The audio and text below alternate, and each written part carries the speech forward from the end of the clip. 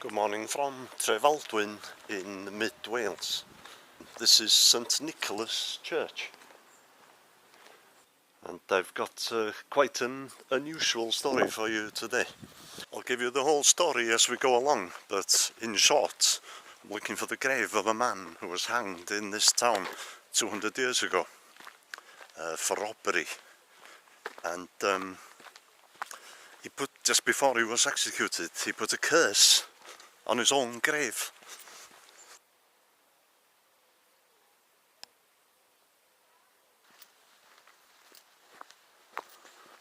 Amazing scenery here.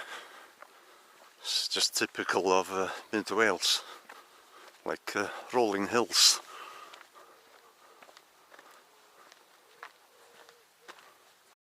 In the year 1821, John Davies, a plasterer from this part of the world, was accused of assault and robbery by a William Jones. After his accuser produced two rather shady witnesses at his trial, Davies was found guilty by a jury verdict.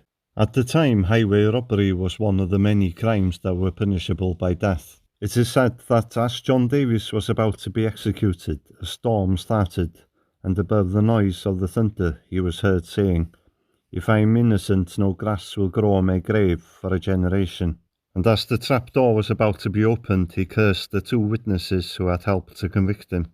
One of the two was said to have died shortly afterwards in a blasting accident, presumably at a quarry, and the other would later die from a wasting disease. Now, I'm pretty sure that nobody at the time took this curse seriously, but soon after they realised there was no grass actually growing on the grave, and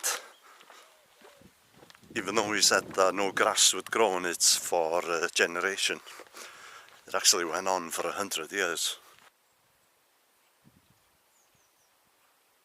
But even today, apparently, there's still grass won't grow on it properly. There's still patches of bare ground on it. So I'm going to investigate to see if there's somebody putting a weed killer or something on it. Now, the residents of the town got really freaked out when a little bit of grass did grow on the grave, but it showed the outline of his coffin. And I believe there were many attempts over the years to try and place grass on the grave, but it always ended in failure and the grass died off. I think it was like 40 years in where, I'll check that, but I think it was like 40 years after his death that little patches of grass did grow on the grave, but it was still mostly bare.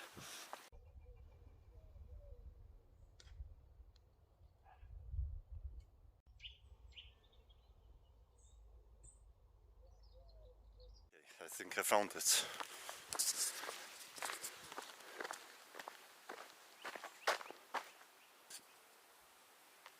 Just over here. Okay. Obviously this is the grave. Cropper's grave. We've got two crosses for some reason. Well, one cross, but they've got the sign there. So obviously they want people to see it. Unfortunately, they put this headstone here down, probably for safety reasons. But let's see if there's grass here. Oh wow, there isn't. I can't believe it. It's a shame that this is here, so I can't tell if this. Okay, oh, okay. Now you got this tree here, but that wouldn't be enough to stop the grass growing. So we'll have a look on the grave next to it. And as you can see, there's grass here, plenty of grass. But on the robber's grave, little patches maybe, but mostly bare.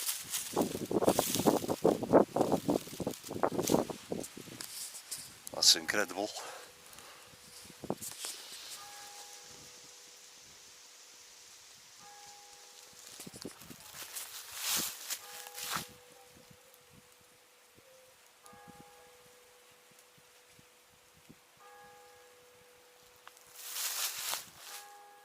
That's actually little bit spooky.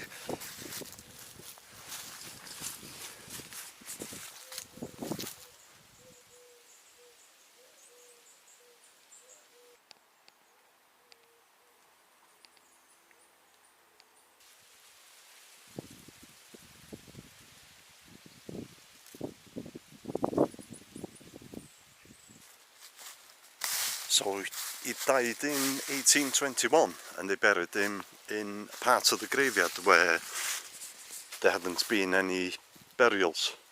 So he was in the grave, presumably unmarked, on his own. I've had a look at some of the headstones around the grave, and it looks like they've started burying people here around the 1870s onwards.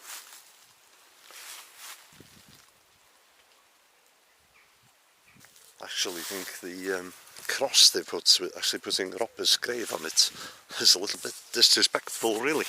Because there's a fair chance that he was innocent. And do you really want to be messing with the grave of somebody who's put a curse on it? And I believe John Davies would have been executed in front of this building here. So it was 1821, so it definitely would have been a public execution by hanging. And it's only a short distance away from where he's buried.